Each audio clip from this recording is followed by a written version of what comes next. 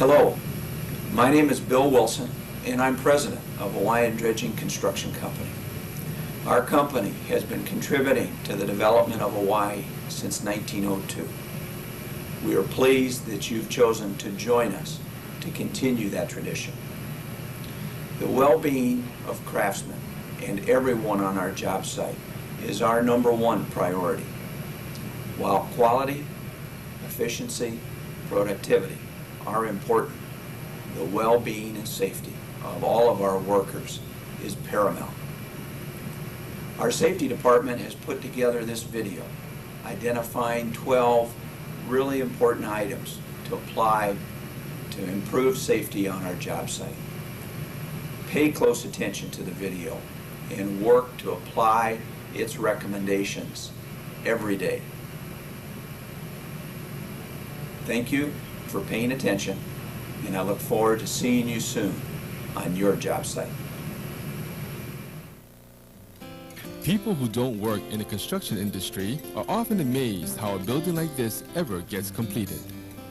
It takes years of planning, millions of dollars, and lots of your hard work. This is where it all begins, a new site.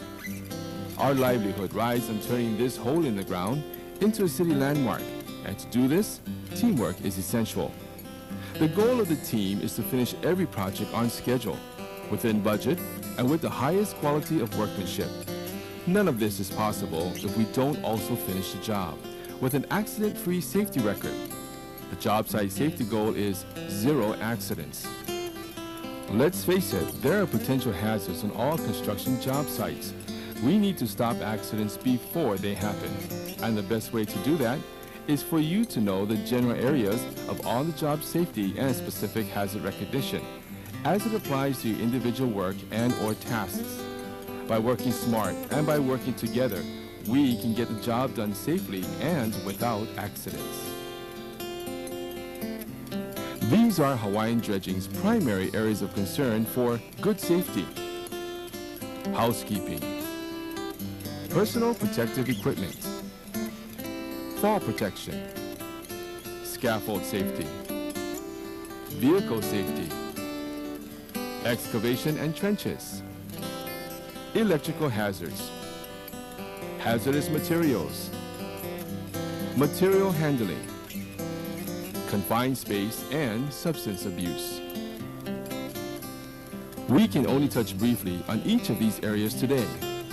If you have questions about what you have learned while viewing this video, talk to the person responsible for safety at your job site, a superintendent, your foreman, or job site safety administrator. These same individuals will also be responsible for training and coaching you about specified hazard recognition as it applies to your individual work and task. And remember, these same people are there to answer your questions, to advise you, and to keep an extra pair of eyes on the lookout for possible unsafe conditions. Learn to prevent accidents before they occur. Housekeeping.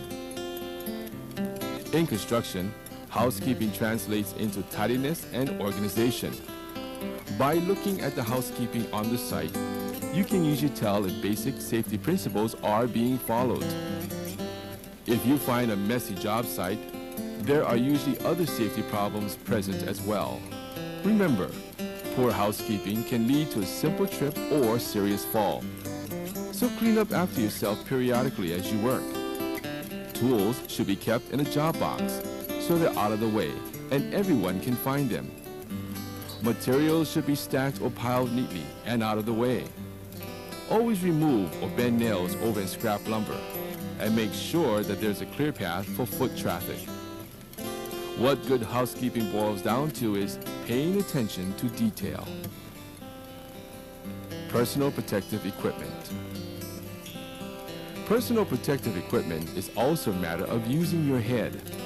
The personal protective equipment supplied by the company includes hard hats, safety glasses, respirators, and other protective equipment. It's your responsibility to use good, reliable personal protective equipment when it's needed. Generally, there are two types of personal protective equipment the equipment you need every day, and the equipment that's unique to a specific job. Here's a short list of basic necessities. A hard hat is to be worn at all times on the job site, and construction boots will be worn. Tennis shoes or hiking boots are never acceptable. Believe me, you'll appreciate a good pair of boots after a few days on the job. Quarter-length sleeve shirts and long pants are required to be worn every day. Long sleeve shirts will protect you from scratches and sunburn. And gloves save a lot of wear and tear in your hands.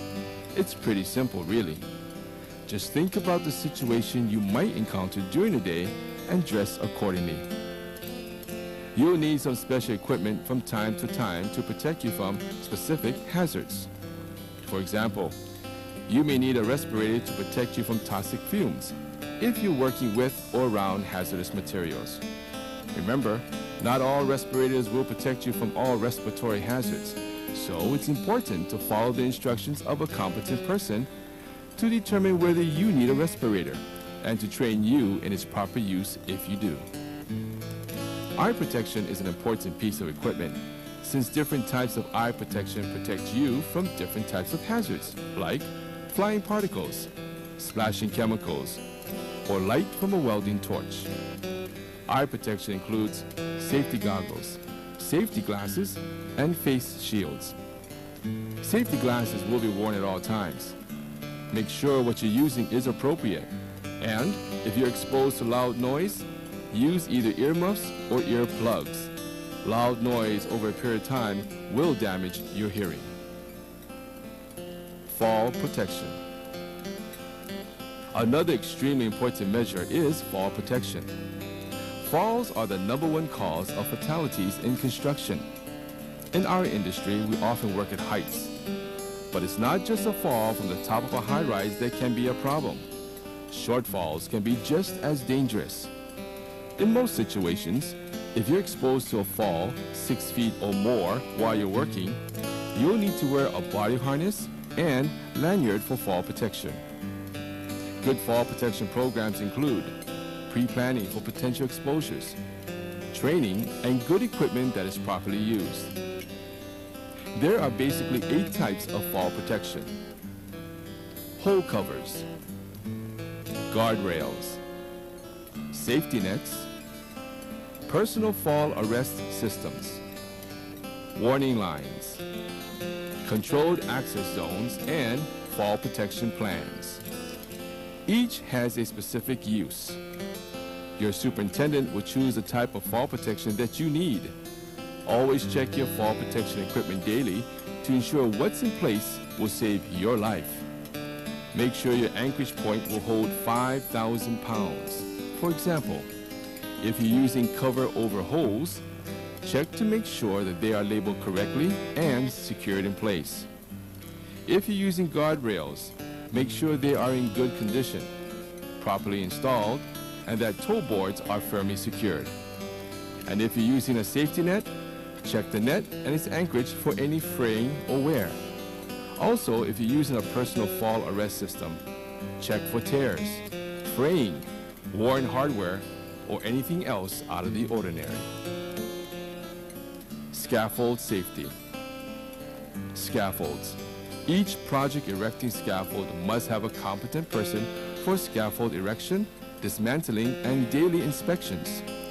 Make sure you know who this person is at your assigned job site. Vehicle safety. Operating a vehicle on a construction site is tricky business. The #2 cause of fatalities in construction is being struck by an object, or, in many cases, that means being struck by a vehicle. There is activity all around you. The hazards on a construction site can change drastically from one minute to the next. An area that was clear moments ago can quickly become blocked with materials, not to mention pedestrians. An accident can happen at any moment. Check your vehicle before each trip. Inspect the tires. Adjust the mirrors. Secure your load. Wear your seatbelt, and use a spotter whenever possible when backing up. We spend so much time operating vehicles on and off the site that it's easy to become complacent. If driving vehicles or heavy equipment is part of the job, stay alert. Don't become an accident statistic. If a vehicle you are driving on or off the job site requires a CDL license, you must have this license in your possession at all times. Excavations and trenches. The third leading cause of fatalities is from being caught in between objects. Cave-ins accounts for most of them. You don't want to find yourself caught between objects. Caught between a rock and a hard place, as they say. Cave-ins are 15 times more likely to result in death than any other construction accidents. If you have to go into a trench or excavation for any reason, there are several things you should know. If the trench is 5 feet deep or deeper and is not in stable rock, you should be protected from cave-ins by a protective system, such as sloping, benching, and shields. Never enter a trench or excavation until the designated competent person tells you it's okay to do so. Ask your supervisor to identify the competent person. All excavations deeper than 4 feet will have exits such as ramps or ladders, placed so that workers will not have to travel more than 25 feet to reach one, no more than 50 feet apart. Remember, in construction, conditions are subject to change at any time. If you see anything out of the ordinary in any trench or excavation, like water flowing in cracks in the walls, partial cave-ins, damaged shoring materials or trench boxes, or anything else that could result in a cave-in, get out of the trench and warn other workers to do the same. Report it to your supervisor immediately. And finally, if you ever do witness a cave-in, don't go into the trench or excavation for any reason, even if a co-worker is still in it. Call your superintendent immediately. Many would-be rescuers have been killed trying to help co-workers. Electrical hazards. The fourth leading cause of fatalities in construction is electrocutions. Still, we can't avoid electricity, but we can learn to use electricity safely. Always remember that an even low voltage source can generate enough current to kill you. Most electrocutions that are on construction sites occur from contact with live electrical wires, where the lines were not de-energized, contact with overhead power lines with ladders, scaffolds, heavy equipment like cranes, and power tool cords that are not properly grounded or that are damaged or worn. Be aware of the electrical sources around you, including overhead and underground power lines. Take all steps necessary to avoid contact with these lines. Inspect your power tools, extension cords before each use. Never use a power tool or extension cord that's damaged in any way, including the absence of the ground connection on the plug. Never let the power tool or cord get wet, and be sure you're not standing in water while using a power tool. Finally, stay away from electrical panel boxes unless you're properly trained to work with them. And if an electrical accident should occur, stay away from the source of the electricity until it is de-energized. All projects use ground fault circuit interrupters, or known as GFCI. These connections will be checked daily. Hazardous materials. We come in contact with some pretty awful, powerful chemicals on the job. Some can disable you before you even know what happened. That's why it's important to know the danger of these hazardous materials and to take the appropriate precautions. Most chemicals are well marked. Read the labels and follow the manufacturer's recommendations before you open the container. If the labels don't give you the information you need, check the material safety data sheet, commonly referred to as the MSDS. Copies of the MSDS are readily available in the field office. If you have any questions, ask your supervisor. Material handling. We do so much material handling during the day that it's easy to get casual in our work habits. But it's precisely because we spend so much of our day lifting and carrying that we need to give this safety concern our special attention. Never lift anything that is too heavy or awkward. Get help and use proper lifting techniques. Make sure that you have a good grip, use your legs, not your back, never twist your body, and make sure there's a clear path before you pick up the materials. Simple guidelines, but ignoring them could cause you to suffer a lot of pain. Confined spaces. Confined spaces present a serious hazard to us all. Injuries can result from atmospheres that contain too little or too much oxygen, flammable mixtures, or deadly gases that can't be seen or even smelled. Confined spaces are not always apparent. The types we deal with every day are trenches, sewers, and manholes.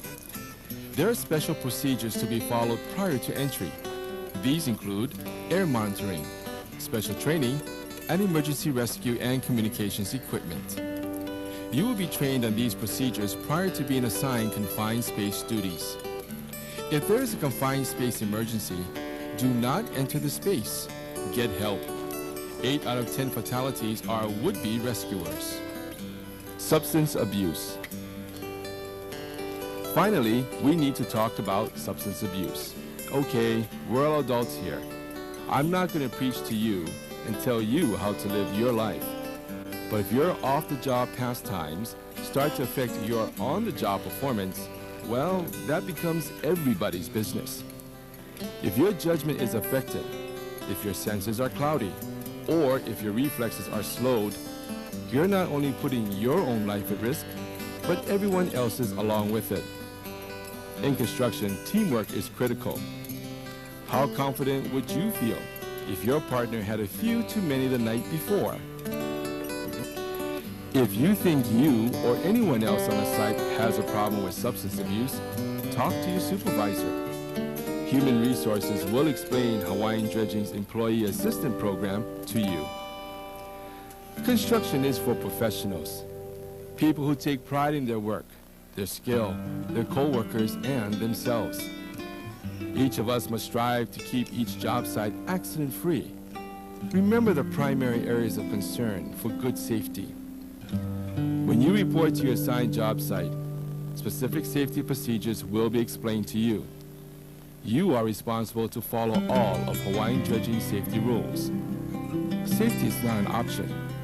It's a condition of employment.